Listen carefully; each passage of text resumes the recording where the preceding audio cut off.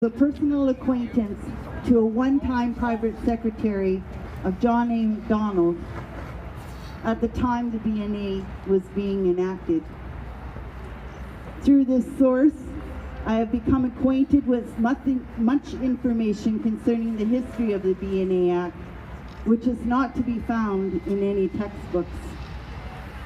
All this information has led me to the conclusion that the existence of existing constitutional circumstances is of such a nature that they can be of extreme advantage to you in governing your province.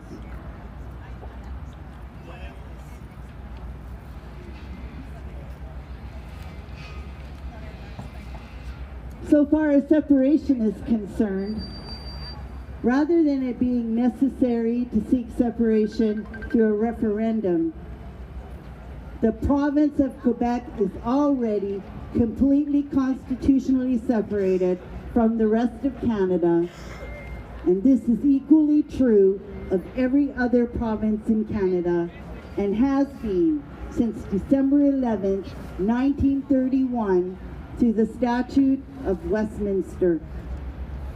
It was drafted by Lord Thring, Parliamentary Secretary of the Treasury. It is not a constitution, as it constitutes nothing. It simply emphasizes the power of the Governor General to appoint and remove a Privy Council to aid and advise him or her, and to state that the Governor General has the power to pass an ordering council, which is equal to an act of parliament, by him or herself individually as the case requires. 22 years later, the Interpretation Act of 1889 was passed, stating that Canada was a colony. This gives the lie to the story of Confederation, housing, increased costs of living expenses, high gas prices, carbon tax, and most recently, the loss of an exponential number of jobs and your refusal to go forward with the pipeline project. We can't make ends meet now. How are we supposed to save for a comfortable retirement? Trudeau, like your father, you give our hard-earned money away as if it's yours. You have made a mess of our economy in Alberta and across the country. One so great, I am sure, nobody knows how we'll ever be able to recover from it. One leaving so many, so fearful and desperate, they've chosen to take their own lives. And we've lost many, hundreds of them, many who were just teenagers. And they didn't, by signing the deed of surrender. Then in 1871, Queen Victoria transferred the use of these lands to the Dominion of Canada, operated by the Governor General to settle the land and create the Western provinces. Name, Trudeau. T. Truitt. Never around. Not here. Why don't you come out and talk to us? From east to west Canada, there are many different landscapes, resources, and needs. It is a canvas awaiting the artist.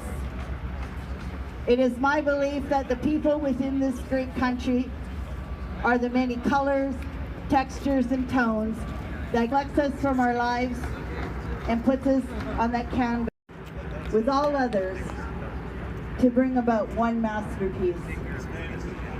Every person here meets the other.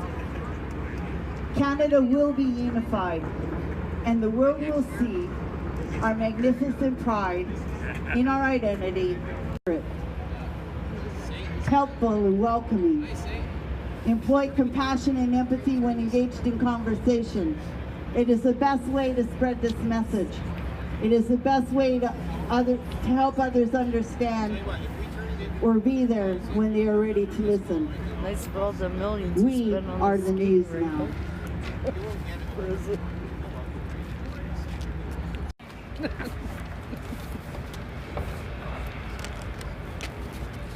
Where's the young lady? Come on over. What's your name, dear? Risa. Risa wants to say something. I absolutely will. Actually, the long letter that you wrote about the situation with the UN and their plans, the plans that you spoke about. Life when I've had to hold down more than one job at a time just to make ends meet. I went through the first depression in 1980, also under Trudeau regime. It's like deja vu. Life when I've had to hold down more than one job at a time just to make ends meet. I went through the first depression in 1980, also under Trudeau regime. It's like deja vu. Also a myth or reality, even if it is just a novel. For its author also had access to the documents of the period it was created in. Its author knew that the disclosure, the dissemination, we've had enough. Remember, it is a known fact that any leader that seeks to impede or restrict free speech of the people of that country is in fact a dictatorship. How long can we survive under the dictatorship